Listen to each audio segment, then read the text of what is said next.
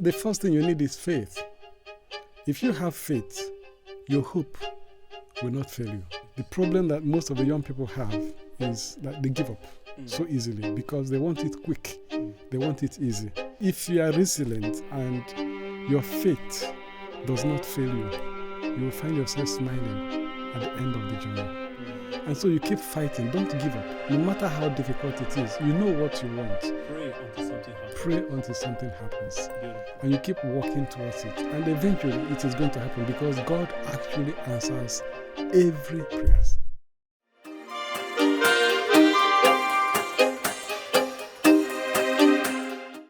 Hello viewers, and welcome to another episode of Vocation. Vocation, from its Latin origin, means to call or to summon. On this show, we talk about vocations to the priesthood and religious life. With me on the show is Reverend Father Chimera Maria Utazi. Wow, I like that smile. People normally call me Father Chichi. Yeah, Father Chichi, yes. Yeah. Is it allowed to use Father Chichi on the show? Yeah, that has become an official name. Oh, great. So welcome, Father Chichi. It's a pleasure to have you here with us. Thank you. Good. Father Chichi happens to be one of our big brothers in the Salvation congregation here in Nigeria. And it's actually an honor to have him seated on our hot seat. We're going to be talking about, he's going to be telling us about his vocation, story, and everything that has to do with that. So, Father Chichi, tell us a little bit about yourself. Yeah, thank you very much. And I'm humbled that you call me big brother. I don't think I'm a big brother anyway. Like I already mentioned my name, I was born in a little village called Amono in Ubenajima town in Uzuwan, a local government area of Enugu State. But I happened to grow up partly in Lagos and partly in Abuja. I had a beautiful childhood and a rough adolescent age growing up. I was born into a family of 10, 5 boys and 5 girls, and I happened to be the last boy in the family. Okay. And in my family, most of my brothers went through the seminary school except myself. My father didn't allow me to go to the seminary school because he couldn't have closed his whole house to the church. Okay. But as God has it, I am the only one who became a priest. Wow. Among all of them. Wow. And now when I go home, they all call me father. It's very interesting. Beautiful. So that's a short of my life. Oh, awesome. I love the way you presented it. It's quite intriguing. You see 4 brothers who went to the seminary school, and you have been safeguarded not to go to seminary so that you will not become a priest. And it happened that was kind of prevented from that. God works in mysterious ways. So, Father Chichi, when did you begin to... Now, okay, you see what you just said, that you were kind of prevented from going close to these people. And when did you commence this whole nurturing of the vocation to become a priest or a religious? You know, the thing is that when God is calling you, sometimes it's not very clear of what you really want. I started nurturing the idea, see my brothers in the seminary. You know, it's very interesting when they come back, they'll be singing Latin songs, and and I'll be longing to join them, and somehow I felt intimidated. So I wanted to be like them. Now, eventually, as God may have it, as I was growing up, I changed the orientation. I wanted to be a medical doctor. So I entered into science, and I started studying sciences to become a medical doctor. But then I joined the altar servers while I was in school. And then from there, I had a group of priests who were very inspiring. I loved their homilies. I loved the way they celebrate Mass. And being an altar server, the nurturing of becoming a priest started growing. And it grew to the point that when I was in Lagos, I happened to meet a priest, a Dominican priest, who actually helped me to introduce me into the religious life. I didn't know the difference between being a religious and being a diocesan priest. So he introduced me into the religious life, and I bought the idea of becoming a religious.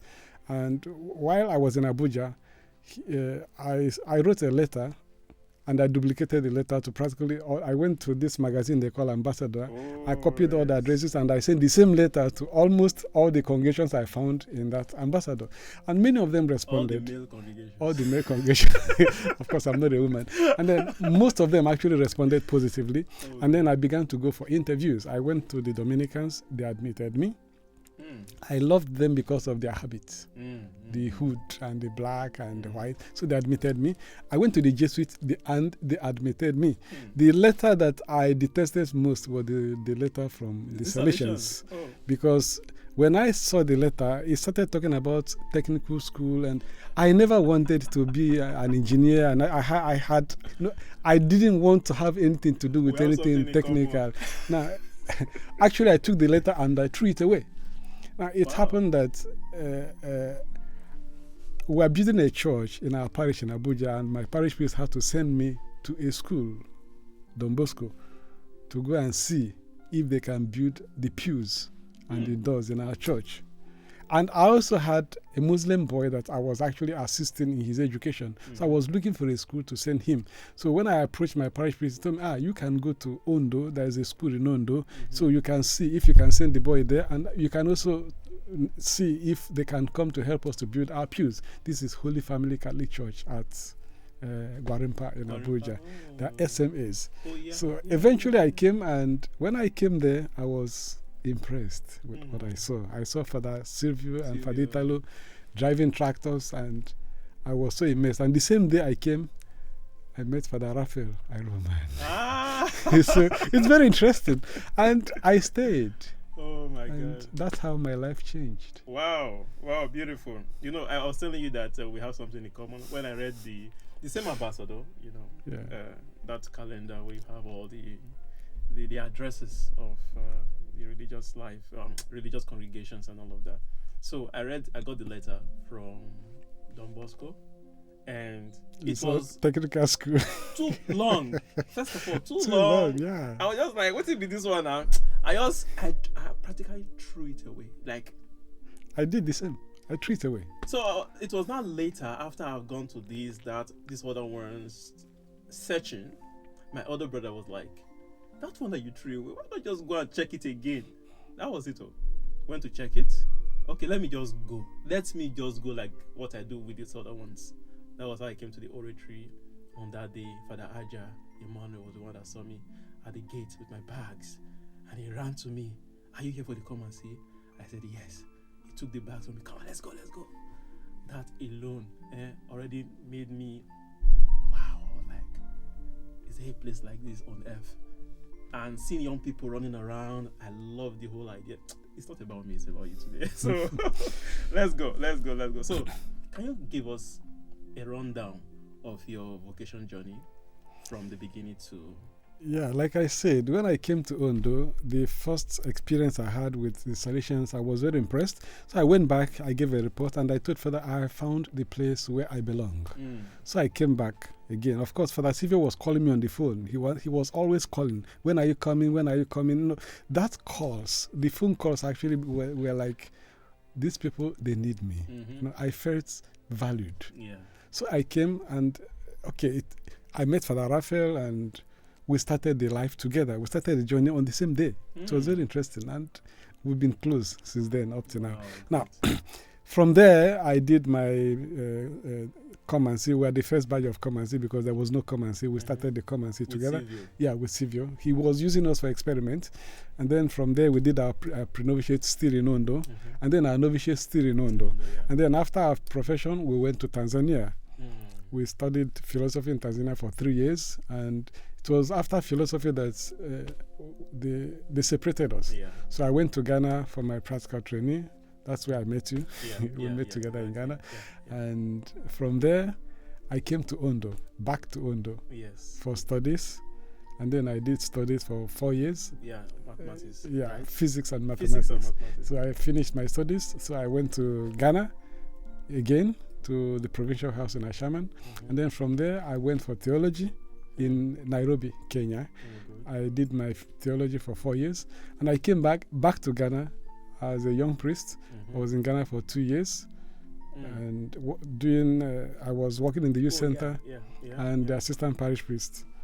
So after 2 years, I came back to Ondo again, and I worked in the school with Father Eric for 1 year, and then I switched to the parish.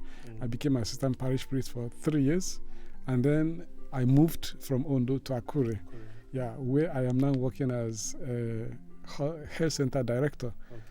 And also the economy of the house, the administrator of the house. Exactly what I wanted to become. I eventually found myself as a director, of a hospital. Of a hospital. Wow, beautiful. So that's what I do. Now, I think there's something you're missing. Final profession. Yeah. Okay. Yeah. I had my first profession on the 24th of August 2003, and I had my final profession on the 17th of July 2010 at Mary Help of Christians, Akure. Then I had my ordination on the 9th of July 2016.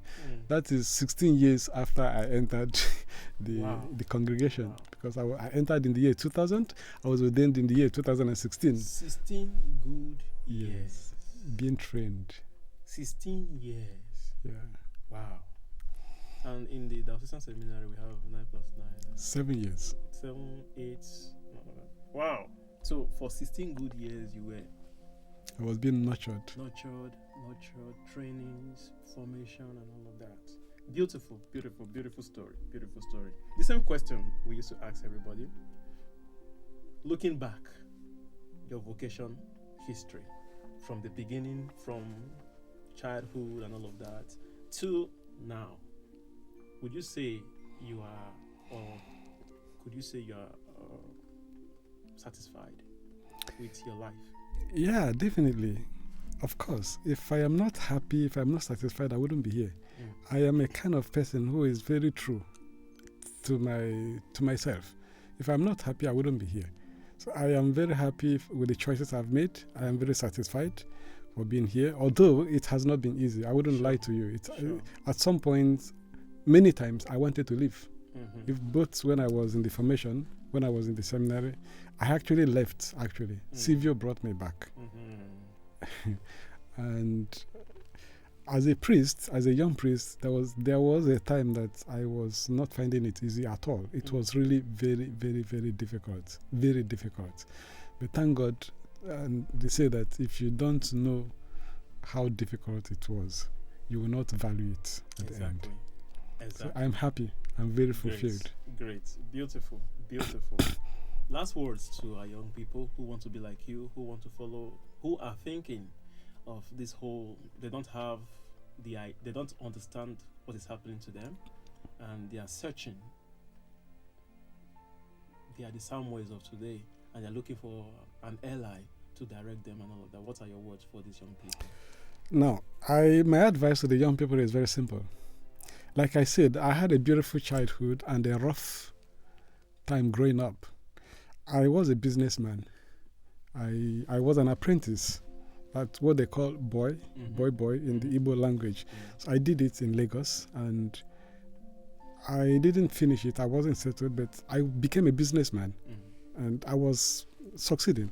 And eventually, I found myself in the university studying. So I did a lot of things to make life meaningful. But eventually, here I am as a priest. You left everything? Yes, to follow God. Because the thing is that when God is clearing the road for you, it won't be easy, and you will not easily understand what God is doing. If you give up along the line, you will find yourself fighting against the waves. But if you are resilient and your faith does not fail you, you will find yourself smiling at the end of the journey. The problem that most of the young people have is that they give up so easily because they want it quick. They want it easy.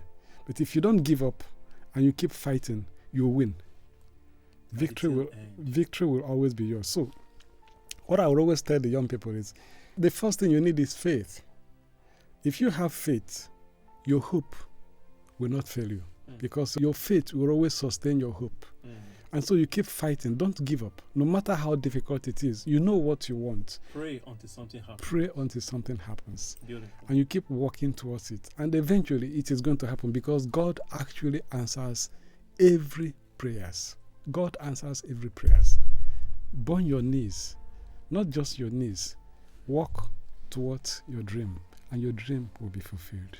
Beautiful. Beautiful. Awesome. Thank you so much for these words of advice, encouragement to our young people, and to all of us, even myself here, listening to you. I'm impressed. I am inspired by your words. So, this is Reverend Father Chimera Maria Utazi and SDB. SDB, Salvations of Don Bosco, and he's just shared with us his life, his vocation story, vocation history, and lots of words of advice for all of us to get something from. It's beautiful. He, Father Chiemeka Utazi SDB, was prevented from going to the seminary. But today, he is a priest. His family members, brothers and sisters, calls him Father. This is how God works. You never can tell what your story might be or what your story would be. Just follow the promptings of the Holy Spirit. So, stay back for more episodes of Vocations. I am your host, Tony Mabio.